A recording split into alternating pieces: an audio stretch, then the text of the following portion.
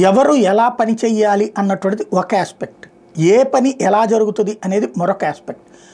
ఇది ఎవరు ఎలా పని చెయ్యాలో ఒక సూచనని ఇచ్చే వాళ్ళని ట్రెండ్ సెట్టర్స్ అంటారు అనమాట. అంటే తాము చేసి చూపించడం. ఇప్పుడు వైఎస్ఆర్ కాంగ్రెస్ పార్టీ నాయకులకి కార్యకర్తలకి పెద్ద సమస్య ఏంటంటే వివిధ మున్సిపాలిటీల్లో ఉన్నటువంటి వైసీపీ వాళ్ళని బలవంతంగా లాక్కెళ్ళి అవతల ఉన్నటువంటి పార్టీలో చేర్చుకుని పోస్టులు పొందడం, దాన్ని ఏమీ చూపించలేకపోతున్నారు. ఎందుకంటే ఇక్కడే పోలీసులు ఉన్నారు కదా.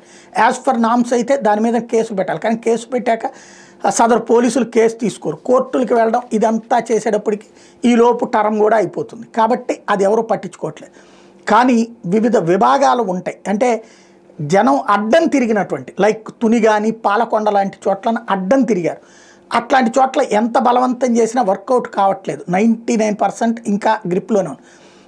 అట్లాంటి ఇష్యూస్లో కంప్లైంట్ చేయొచ్చు. ఇప్పుడు అదే నిన్న తిరుపతి ఎంపీ గురుమూర్తి వెళ్ళి కేంద్ర ఎన్నికల సంఘానికి, జాతీయ మానవ హక్కుల కమిషన్కి, చీఫ్ ఎలక్షన్ కమిషన్కి, బీజేపీ నేత సుబ్రహ్మణ్య స్వామితో పాటుగా సుప్రీంకోర్టు జాతీయ మానవ హక్కుల కమిషన్కి, లోక్సభకి సంబంధించినట్టు స్పీకర్కి ఎంపీ గురుమూర్తి ఇచ్చింది. లోక్సభ స్పీకర్ ఇందులో చేయగలిగేది ఏముండదు, కానీ మిగతా ఇద్దరికి సంబంధించి సుప్రీంకోర్టు కూడా చేయగలిగేది ఏమీ ఉండదు.